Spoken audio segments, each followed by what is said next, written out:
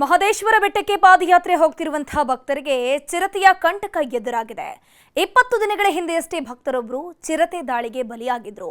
ಇದರ ಬೆನ್ನಲ್ಲೇ ಈಗ ಬಾಲಕನ ಮೇಲೂ ಚಿರತೆ ದಾಳಿ ನಡೆಸಿದೆ.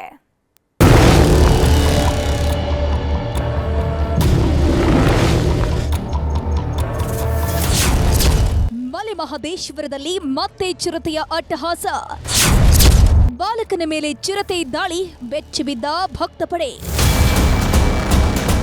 ಬೆಳಗ್ಗೆ 11 ಗಂಟೆಯ ಸಮಯ. ಬೆಟ್ಟದ ಮಾದಪ್ಪನನ್ನ ಕಾಣುವುದಕ್ಕೆ ನೂರಾರು ಭಕ್ತರು ಹೆಜ್ಜೆ ಮೇಲೆ ಹೆಜ್ಜೆಯನ್ನ ಹಾಕ್ತಿದ್ರು. ಎಲ್ಲರ ಮನಸ್ಸಲ್ಲಿ ಇದ್ದಿದ್ದು ಒಂದೇ, ಯಾವಾಗ ಭಗವಂತನನ್ನ ಕಾಣ್ತೀವೋ, ಏಳುಮಲೆ ಒಡೆಯನನ್ನ ಕಣ್ತುಂಬಿಕೊಳ್ತೀವೋ ಅನ್ನೋದು. ಹೀಗಾಗಿ ಮಕ್ಕಳು ಮರಿ ಎನ್ನದೇ ನೂರಾರು ಮಂದಿ ಪಾದಯಾತ್ರೆ ಹೋಗ್ತಿದ್ರು.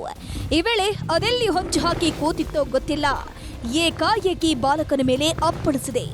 ಚಿರತೆ ಚಿರತೆ ಅಂತ ಕೂಗಾಡ್ತಿದ್ದಂತೆ ಒಂದೇ ಪಂಜಿನ ಏಟು ಕೊಟ್ಟಿದೆ. ಬಾಲಕನ ಕಿವಿ ಹಾಗೂ ಕೈಯಲ್ಲಿ ರಕ್ತ ಸೋರ್ತಿದ್ದಂತೆ ಭಕ್ತರೆಲ್ಲ ಕಕ್ಕಾಬಿಕ್ಕಿಯಾಗಿದ್ದಾರೆ. ಹುಡುಗನ್ಗೆ ಎಷ್ಟು ವರ್ಷ ಆಗಿತ್ತು ಯಜಮಾನ್ರೆ? ಗಂಡು ಮಗುನ? ಶಿವರಾತ್ರಿ ಬಂತು ಅಂದ್ರೆ ಮಾದಪ್ಪನ ಬೆಟ್ಟಕ್ಕೆ ಭಕ್ತ ಸಾಗರವೇ ಹರಿದು ಬರುತ್ತೆ. ಸಾವಿರಾರು ಮಂದಿ ಪಾದಯಾತ್ರೆ ಮೂಲಕವೇ ಭಗವಂತನನ್ನ ಕಣ್ತುಂಬಿಕೊಳ್ಳುವುದಕ್ಕೆ ಬರ್ತಾರೆ. ಈ ಬಾರಿ ಕೂಡ ಸಾವಿರಾರು ಜನ ಬರ್ತಿದ್ದಾರೆ. ಆದ್ರೆ ಪಾದಯಾತ್ರೆಗೆ ಹೊರಟವರಿಗೆ ಚಿರತೆಯ ಕಂಟಕ ಎದುರಾಗಿದೆ. 20 ದಿನ ಹಿಂದೆಯಷ್ಟೇ ಮಂಡ್ಯದ ಪ್ರವೀಣನವರ ಮೇಲೆ ಚಿರತೆ ದಾಳಿ ಮಾಡಿತ್ತು. ಪಾದಯಾತ್ರೆ ಹೊರಟವರ ರಕ್ತ ಹೀರಿ ಕೊಂದು ಹಾಕಿತ್ತು. ಈ ಘಟನೆ ಇನ್ನೂ ಹಸಿಯಾಗಿರುವಾಗಲೇ ಮತ್ತೆ ಚಿರತೆ ಅಟ್ಟಹಾಸವನ್ನ ಶುರು ಮಾಡಿದೆ. ಬಾಲಕನ ಮೇಲೆ ದಾಳಿ ಮಾಡಿದ್ದು ಮಾದಪ್ಪನ ಭಕ್ತರಿಗೆ ಜೀವ ಭಯ ಎದುರಾಗಿದೆ.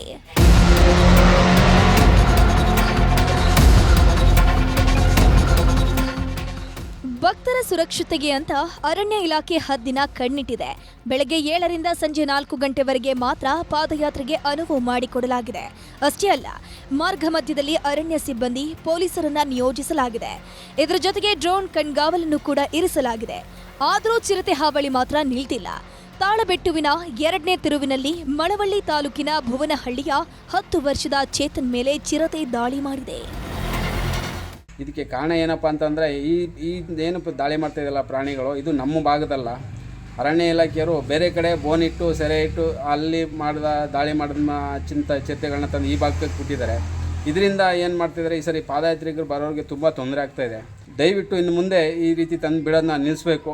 ಬರೋ ಪಾದಯಾತ್ರಿಕರಿಗೆ ಭದ್ರತೆ ಕೊಟ್ಟು ಮತ್ತು ಇನ್ನು ಮುಂದೆ ಯಾವ ರೀತಿ ಏನು ದಾಳಿ ಮಾಡೋವಂಥ ಪ್ರಾಣಿಗಳನ್ನ ಈ ಭಾಗಕ್ಕೆ ತಂದು ಬಿಡೋದೇ ಇರೋದು ಒಳ್ಳೆಯದು ಅನಿಸುತ್ತೆ. ಒಟ್ನಲ್ಲಿ ಪಾದಯಾತ್ರೆಗೆ ಹೊರಟವರಿಗೆ ಜೀವ ಭಯ ಶುರುವಾಗಿದ್ದು, ಆದಷ್ಟು ಬೇಗ ಚಿರತೆಯನ್ನ ಸೆರೆ ಹಿಡಿಯೋ ಕೆಲಸ ಆಗಬೇಕಿದೆ. SM Nandish, news 18, Chamarajanagar.